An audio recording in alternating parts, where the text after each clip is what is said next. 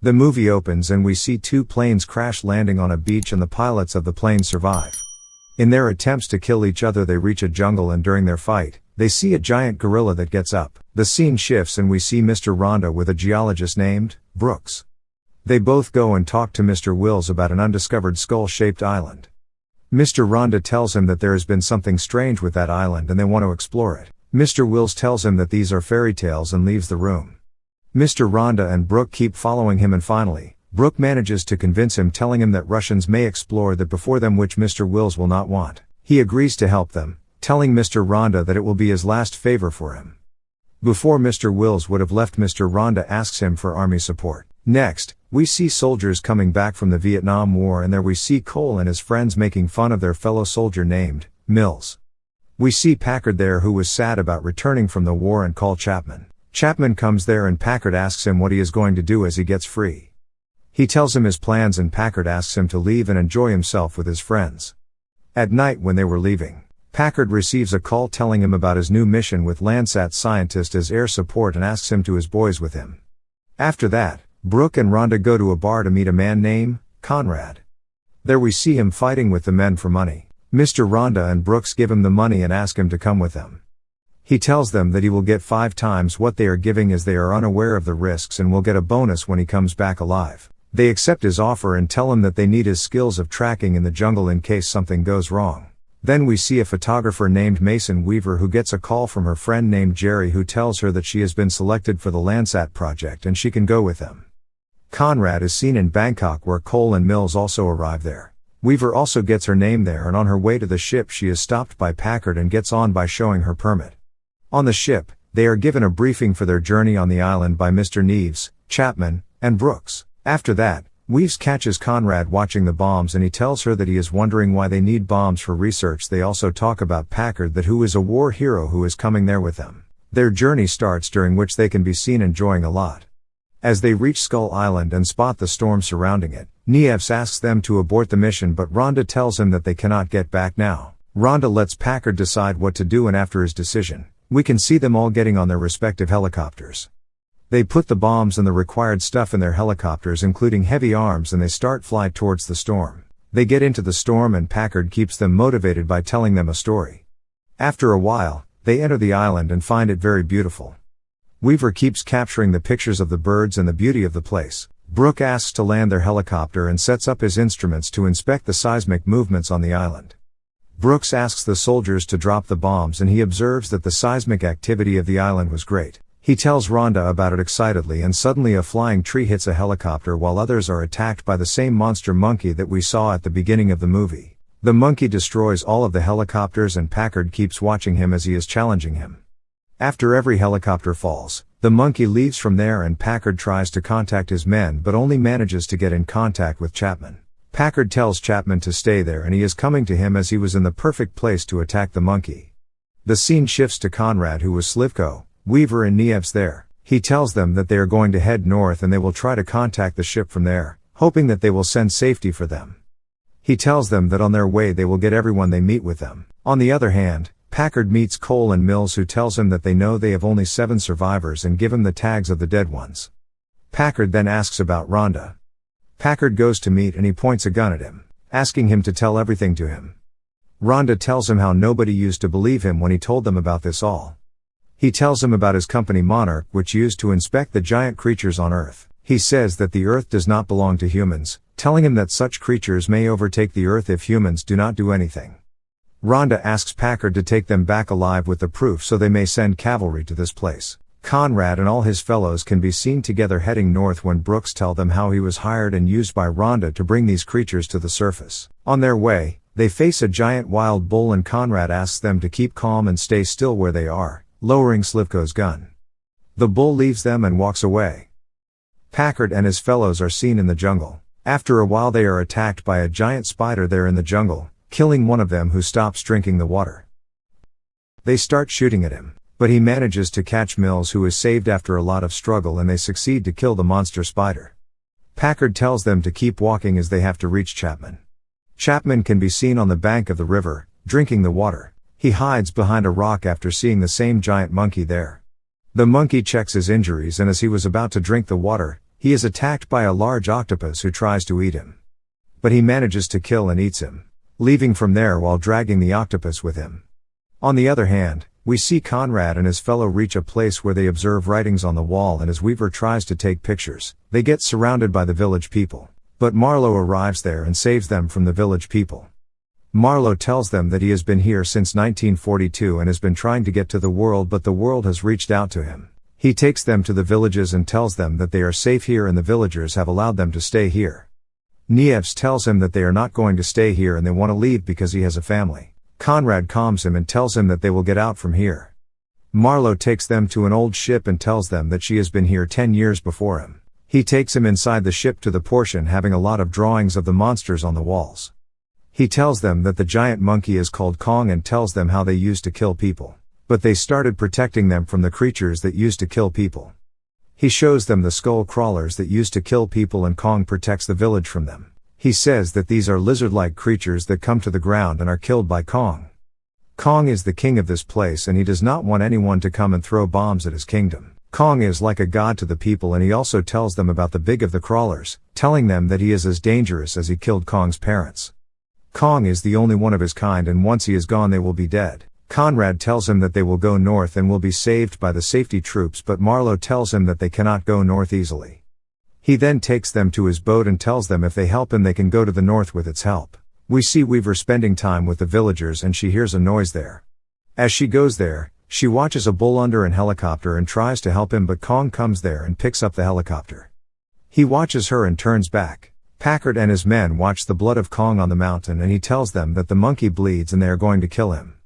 Marlowe with Conrad and others get busy with fixing the boat to make it run. We see Chapman in the jungle who finds himself sitting on a creature and then is attacked and killed by a skull crawler. At night, Conrad and Marlowe with others are present at his place where he gets his beard shaved and Slivko is making fun of him, calling him a time traveler. Conrad helps Weaver to take the pictures of the night and tells her about his father. On the other hand, Rhonda tells Packard that his mission to rescue Chapman is in vain and he tells him that he has sent them all here and now he is not going to run from here. In the morning, the boat gets fixed and Marlowe goes to the grave of his friend Gunpei Akira and says goodbye, telling Conrad and others the story of their friendship. Before leaving the place, Marlowe gets a goodbye from the villagers and he leaves there with a heavy heart. On their way, Marlowe tells them about his wife and his son, saying that his only wish is to see them one last time. Conrad tells him that he should not worry because his wife must be waiting for him. All of the sudden, Slivko listens to the voice of Packard on the radio who tells Conrad to ask them to fire a flare so that they may know their location. They find their location and Nieves is attacked and killed by the birds that pick him up from the boat. They decide to keep moving and stop at a place where they meet Packard and other men. Conrad tells Packard the route to get out of here, but Packard tells him that they are not going out without Chapman. Marlowe tells them that they are making a mistake going to the west to find Chapman. Conrad agrees to come with Packard, telling him that they will look for Chapman and return within 24 hours to the boat if they do not find him. They continue their journey and reach the place where they see the remains of Kong's parents. Marlowe tells them that this place is the turf of skull crawlers and they must move out from here. They go down inside the place and there comes a skull crawler that spits the remains of Chapman. He then attacks all of them, killing many men including Rhonda. They attack the skull crawler with a fire gun, but it survives and gas bombs provoke the birds to attack them. They fight with the birds and skull crawler at the same time and it was about to kill Marlowe, Slivko, and Conrad. Weaver saves them and kills the skull crawler. After that, Conrad tells Packard that Chapman has been killed and asks him to move out now, but he insists to get the ammo to kill Kong for killing his men. Conrad asks him to go while he is going to take the civilians with him to the boat and will wait for them. Packard reaches the crash site and asks soldiers to collect everything, especially the seismic bomb, so they can draw the attention of Kong. They set a trap for Kong at night and keep waiting for him. On the other hand, Conrad and Weaver go to the highest point to locate water where Kong comes in front of them. Weaver touches Kong's face and the seismic bombs draw his attention. Kong leaves from there while looking at Weaver. Kong goes to Packard and as he advances to attack, Packard sets him on fire and keeps enjoying it. Kong manages to survive the fire and kills a few men before falling unconscious. Conrad, Weaver and Marlowe come there telling Brooks and Sand to wait for them till the morning, otherwise they can go. Before Packard could have killed Kong, Conrad reaches there and stops him from doing so. They tell him that Kong was only trying to protect his territory and he tells him that he does not want his people to see Tia's monster and was about to kill Kong when the big one of the lizards comes there. All of Packard's soldiers leave him and he stands there. Kong regains consciousness and kills Packard. Then Kong is attacked by the Big One and Weaver keeps recording their fight. Conrad takes her with him, telling her that Kong is down and they must leave. On the other hand, Brooks and San argue whether they should go or not, and Brooks asks her to wait for a while. Conrad asks Weaver to get to the mountain and shoot the flare to give a signal to Brooks. The Big One arrives there and starts following them. Cole tells them that he is going to help them and tries to trap the Big One, but instead it kills him. The Big One again starts chasing them and is attacked by the Kong. They both fight with each other and the Big One gains upper hand over him. Before he could have killed Kong, Brooks attacks her with the guns on the boat and distracts her. The Big One starts to run towards them and Weaver shoots a flare. Kong gets up and attacks her.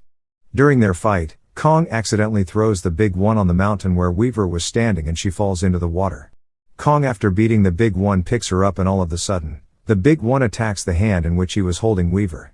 Kong kills the Big One by drawing its intestine out.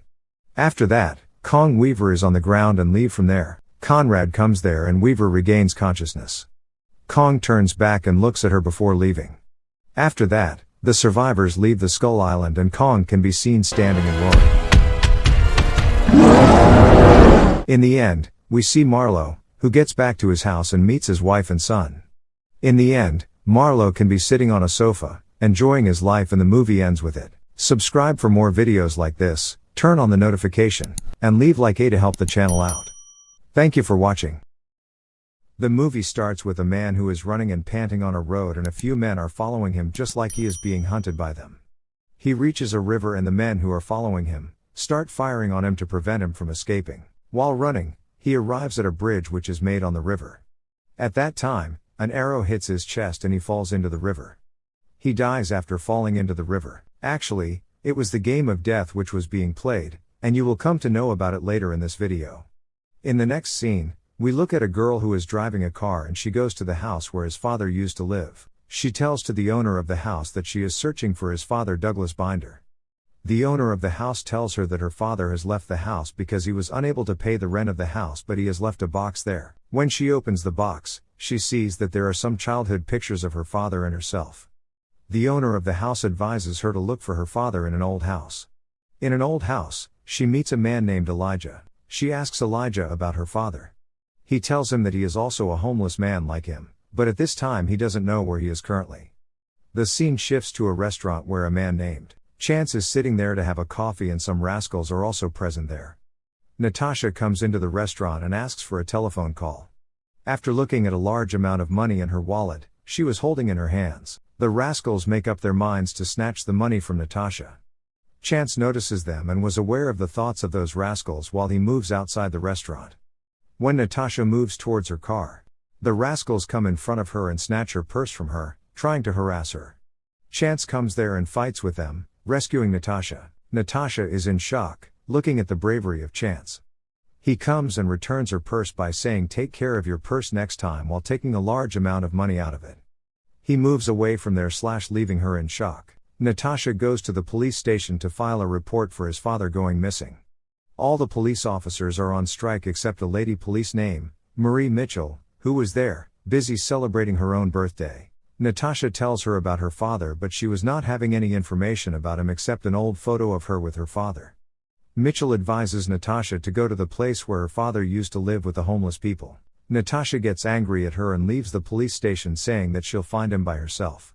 Natasha is now finding Chance and she goes to the ship port, where Chance used to work. She finds Chance over there and asks him to help her find her father and offers him to pay $100 per day for this job. Chance does not accept her offer, firstly, telling her that he has a ship to board. When he goes to talk to the sailor about his place on the ship, the sailor stops him from sailing, telling him that he already has a debt of $217 on him. He'll have to pay the debt first, after that he can come with them. Chance tells him that he is going with them after he arranges the money for debt. As Natasha was leaving the port, Chance appears in front of her accepting her offer and telling her that he'll charge $217 for 2 days with her. They both go to the place where the homeless people used to live. Elijah shows her father's luggage and asks her to look at what is inside it. Natasha finds a picture of her father with their whole family and also finds some flyers. Chance and Elijah understand that her father used to work for a man named Poe Randall. They go to meet Mr. Randall Poe at his place where there was a line of homeless people in front of his office. He does not tell anything to them about Natasha's father. Then Pick Van Cleef appears there and listens to all the conversation between them. He asks Poe if anything is wrong or not. Elijah and Chance leave the place, taking Natasha with them. A police officer tells Natasha that he has found her father but he is not alive, unfortunately. At night, Van Cleef and Emile Fauchon, the villains of the movie, come to Randall Poe and ask him what were they asking about Douglas and tell him that it was his mistake that he sent the wrong person to them. Van Cleef cuts Poe's ear for his mistake and they both leave from there, telling him that next time he should send the person that has asked him to send. Actually, they both used to arrange human hunts for the rich people by taking a large amount of money from them. It was meant for the rich to feel alive and enjoy these of their lives by killing old homeless Marines. Van Cleef and Fauchon read the record of Chance and decide to get him killed by their men to stop him from helping Natasha. Chance goes to the place where they found the dead body of Natasha's father, trying to investigate what happened with him as he notices one of the tags missing from her father's necklace. As he finds the missing piece of steak from Douglas's necklace and notices that it has been cut by an arrow, the people of Van Cleef come there and start fighting with him. They ask him to stay away from this matter. Chance goes to debt. Mitchell tells her the whole situation. Natasha also arrives there and Chance tells them both that Natasha's father has been murdered by showing them the broken tag from his necklace. He also tells Mitchell about the autopsy report being a fake one. On the other side, Randall chooses Elijah for the next hunt. He gives him $100 and asks him to meet at night for work. Fauchon makes a deal with his rich client and he too selects Elijah for his hunt. Mitchell comes to him and tells him that she is going to report about him or he can provide him with the real autopsy reports.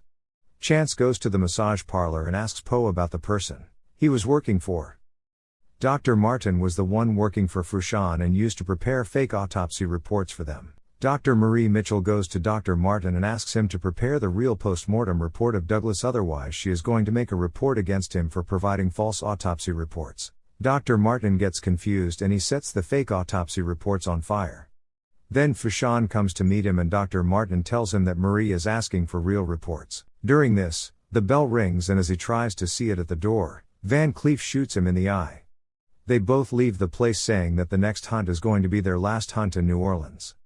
In the next scene, Elijah reaches the place and meets Fauchon and Van Cleef, telling him that Poe could not come to meet him.